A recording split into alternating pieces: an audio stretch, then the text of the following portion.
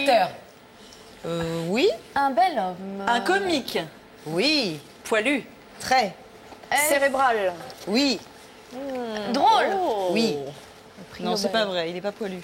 T'as été vérifié? Mais comment tu sais? Attends, il y a un loup là. Bonjour. Il a une barre de tête, ton homme. Je viens du dehors où il fait fort froid. Une alliée. Je suis l'homme du jour, pardonnez-moi. Ça nous fait Donc je très me suis plaisir. dit que pour la semaine de la femme, pour la journée de la femme, eh bien, on allait rester exclusivement entre femmes. T'as bien raison. Donc j'ai Ouais. invité Isabelle Nanty. Alors, je voulais mettre une moustache, et puis on n'en a pas trouvé. Oui, mais on est tellement... Non, mais c'est Est-ce qu'il faut que je parle comme ça Non. Alors je vous présente Charlotte, Enchantée, bonjour. Enchantée, bonjour. Sophie, Bonjour, enchantée. on va passer Et les par deux là, autres, perdus sur leur Mathilde banquette. Sur leur petite banquette. et Charlène. Mais je comprends Vous voulez un que petit les thé hommes, ils flippent quand ils viennent ici. Ah hein. bon Mais non, Et Bah, c'est vous rien êtes de dire. impressionnante quand même. Ah bon Mais non. on est gentil comme tout. J'enlève mon châle. Oui, faites comme chez vous. Voilà. Un peu de thé. Et un peu de thé. Oh, c'est gentil. On était en train de se dire quel message nous, on aurait à leur faire passer aux hommes à l'occasion de la journée de la femme. Donc on a tout un petit peu, on s'est échangé nos messages. Quel serait le vôtre? Mon Dieu. Soyez gentils. Juste ça. Oui, en général, pas qu'avec les femmes. Soyez gentils. Ben oui, ça retirera beaucoup de problèmes. Puis un homme gentil est tout aussi viril, si ce n'est plus. Totalement. Encore plus. Voilà.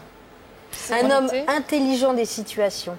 C'est ce qui est le plus sexy, je trouve. Parce qu'on demande beaucoup aux hommes, mais je trouve que la plus grande qualité chez un homme, c'est l'intelligence de la situation, l'intelligence des autres, une espèce de douceur de regard. Et c'est très viril, ça. Et pour revenir à la journée de la femme, qu'est-ce que ça représente pour vous, la journée de la femme? Bah, ce qui me viendrait en premier, je ne sais pas ce que c'est que la journée de la femme. Il faudrait qu'il y ait des journées tous les jours de la femme. Oui. Et des enfants, Il y en a déjà et une. des hommes. Ouais. Mais tout de suite, ce qui me vient, Oui, la première pensée. c'est toutes les femmes qui sont maltraitées. Toutes les femmes qui sont dans des pays où elles ne sont pas considérées ni pour leurs idées, ni pour leur âme, ni pour leur corps. Ça n'avance pas, hein. On est au XXIe siècle et on dirait qu'il y a une Ça avance un barbarie. peu, oui, ça À ce n'avance pas niveau-là, vite. Il y a une barbarie traditionnelle, on dirait presque, avec les femmes. Ça me En même bouleverse temps, il y a quand même assez des parce choses qui que- bougent. Oui, mais enfin, il y a très quand vite. même des choses très très ancrées. Hein. Comme quoi, par exemple? Non, mais Ce que vous venez de ce dire, qui me vient en premier, c'est ouais. la prostitution, parce que pour moi, c'est inimaginable, mais en tout cas, les protéger, quoi. Enfin, Oui. protéger Mieux les femmes. protéger. Ouais. Alors, on parle souvent entre nous des rapports hommes-femmes, de la difficulté à se comprendre. On dit souvent qu'il y a un problème de communication entre les hommes et les femmes, qu'on ne perçoit jamais vraiment les choses de la même manière. Alors, vous, C'est en tant- normal. Non, mais ça, c'est la dyslexie complètement naturelle entre les hommes et les femmes. Et c'est un petit miracle qu'on arrive à s'entendre, parfois si longtemps. Alors, en tant que metteur en scène, vous avez dirigé des hommes, récemment Arthur, et puis il y a quelques années à Gad Elmaleh. Vous avez aussi dirigé Julie Ferrier. C'est plus compliqué de diriger une femme ou un homme? Ben, il n'y a pas de sexe quand on dirige, en fait. Enfin, il n'y a pas d'histoire de séduction, par exemple. Pour moi, en tout cas.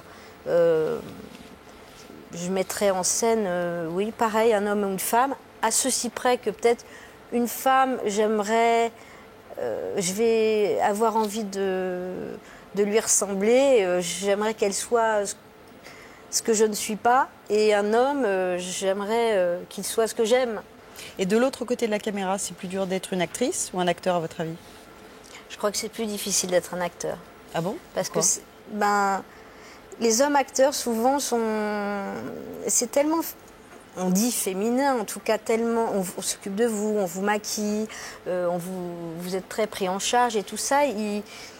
J'ai entendu des hommes dire qu'ils se Ça sentaient en dévirilise. perte de virilité Ouais. quand ils étaient...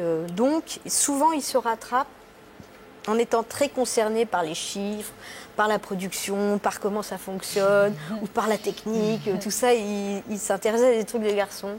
Mais ça n'est pas une critique. Hein. Oui, c'est plutôt une bonne nouvelle en plus pour nous, parce qu'on entend tellement d'actrices dire que oh, c'est dur de vieillir au cinéma, etc. Bah, voilà, au moins, pour une fois, non, ça peut être aussi plus dur pour les hommes.